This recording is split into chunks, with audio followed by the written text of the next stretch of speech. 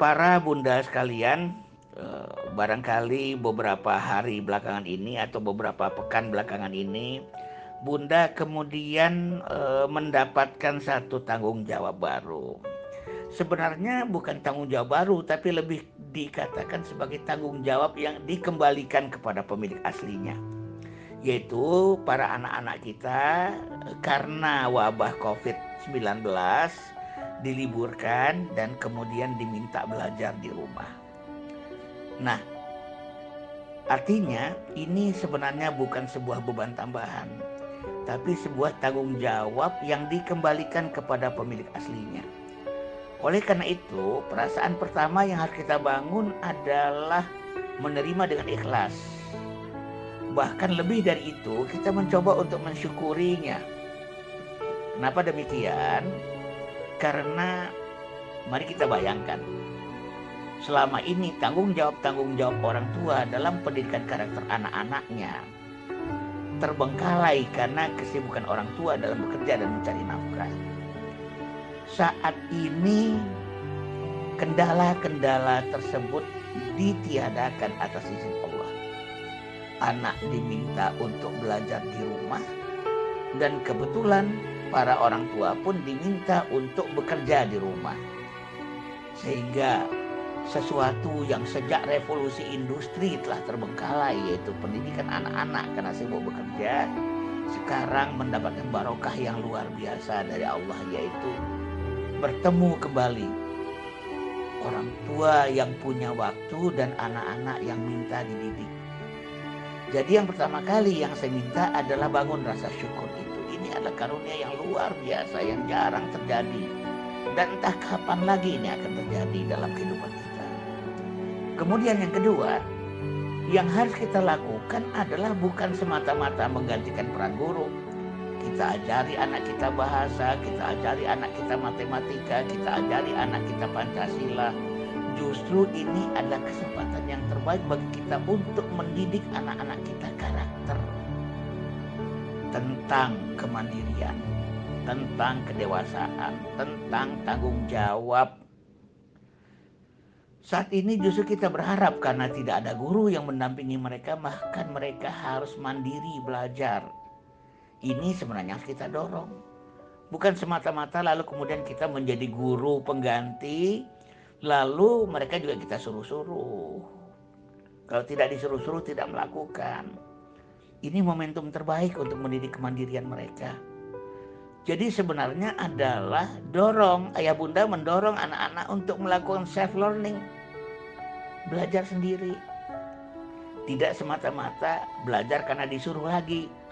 Kalau selama ini disuruh oleh guru, sekarang disuruh oleh orang tua. Belajar untuk bertanggung jawab. Apa yang harus mereka lakukan dari waktu ke waktu, dari hari ke hari.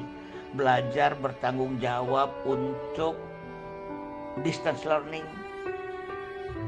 Termasuk juga social distancing. Belajar bertanggung jawab untuk tidak menyebarkan virus ini kepada orang lain. Ini nilai-nilai karakter, nilai-nilai kedisiplinan. Betapa mereka yang selama ini sulit untuk diminta diam di dalam ruangan, sekarang mereka diminta berdiam di dalam ruangan karena situasi ini.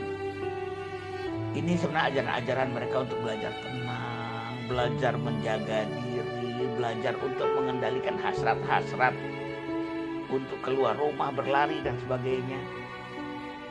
Nah, ada hal lain yang barangkali perlu kita didik juga pada saat ini kepada Ananda, yaitu yang saya sebut sebagai tauhid kebencanaan.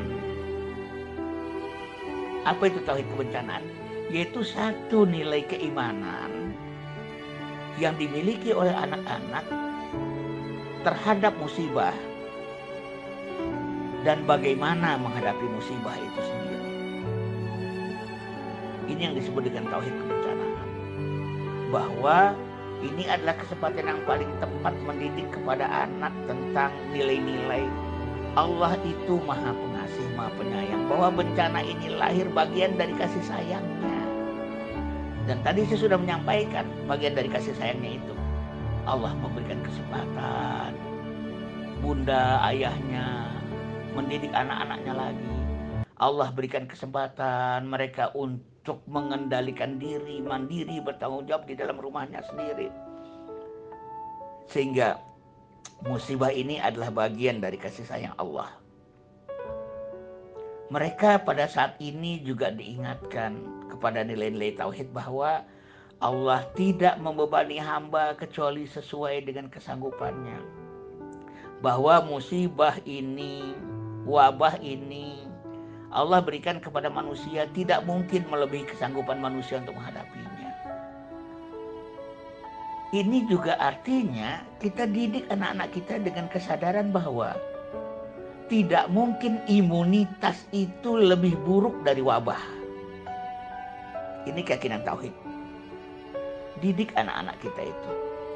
Karena kalau wabah itu lebih besar daripada imunitas rata-rata manusia, itu berarti Allah itu zalim, telah membebani seorang hamba dengan sesuatu yang dia nggak sanggup menanganinya.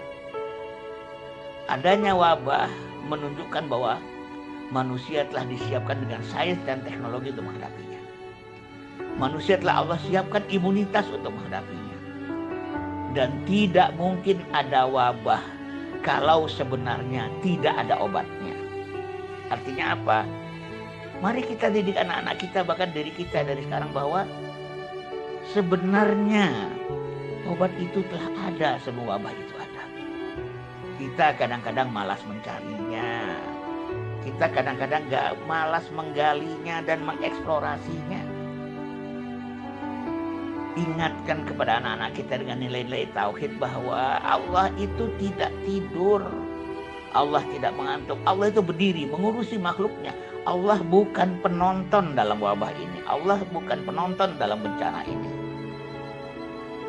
Sejak hari pertama wabah COVID-19 ini hadir, yakinilah Allah terlibat. Allah peduli. Allah turut campur. Allah tidak mendiamkan begitu saja. Sehingga percayalah, kalau kita beriman bertauhid dengan benar terhadap kebencana ini, orang-orang miskin yang harus mencari nafkah dari hari ke hari dan mau gak mau dia mesti keluar rumah, itu akan Allah bantu dengan cara memberikan dia imunitas yang lebih besar daripada orang-orang yang memang hidup dengan gaji dan dia bisa tidur di rumah dengan tenang, rebahan, ya, untuk menghindari penularan. Kenapa saya berani meyakinkan dengan cara yang seperti ini? Karena tadi Allah itu tidak tidur, tidak mengantuk. Bahkan dikatakan yas'aluhu man fis samawati wal ardi kullu yaumin huwa fi sya'nin. Meminta kepada Allah apa-apa yang ada di langit dan di bumi. Setiap saat Allah itu dalam keadaan sibuk mengurus hamba-hambanya. Jangan kita meyakini Tuhan seperti Tuhannya Plato, Tuhan yang tidak sibuk, Tuhan yang hanya menjadi penonton, Tuhan yang hanya menjadi prima causa, penyebab awal, tapi setelah itu dia hanya nongkrong saja di aras. Itu bukan bagian dari ajaran Islam. Ajarkan anak-anak kita tauhid kebencanaan bahwa inna ma'al usri yusra. Sesungguhnya bersama setiap kesulitan itu ada kemudahan. Sekali lagi, bukan sesudah kesulitan, tapi bersama kesulitan ada kemudahan. Kalau penyakit adalah kesulitan dan obat adalah kemudahan, artinya Allah sudah menjanjikan bersama setiap penyakit ada obat. Bersama setiap satu penyakit minimal ada 2 obat. Artinya boleh jadi obat itu dibawa oleh penyakit itu sendiri.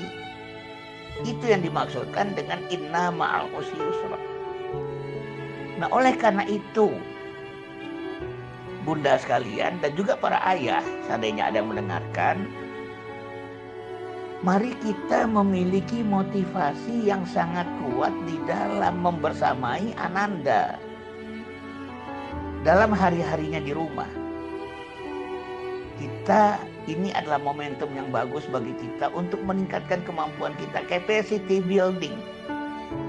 Ternyata kita pendidik ya, kita selama ini nggak sadar bahwa kita itu pendidik. Inilah kesempatan di mana kita meningkatkan kapasitas kita untuk mendidik. Oh, selama ini kita tidak mengerti metode didaktik ya. Inilah kesempatan terbaik di mana kita belajar kembali, mempelajari, mendalami metode didaktik. Bagaimana kemudian menjadi rumah kita menjadi tempat yang nyaman bagi anak-anak kita untuk berinteraksi, beraktivitas, tidak mudah bosan. Sehingga dia tidak kemudian mencari tempat-tempat piknik dalam keadaan di mana kita memang mesti menjaga jarak pribadi, jarak fisik. Bagaimana mimpi tentang rumahku surgaku kita buktikan hari ini. Karena ada anomali belakangan, kita katakan baiti jannati rumahku surgaku, tapi 5 hari kita udah bete di surga kita. Ya. Apakah surga itu adalah sesuatu yang bikin bete? Mari kita buktikan baiti jannati. Dan satu hal yang jangan dilupakan agar kita tidak suntuk, agar kita tidak stres, yaitu jadikanlah rumah kita sebagai ajang bermain dan belajar bagi anak-anak kita.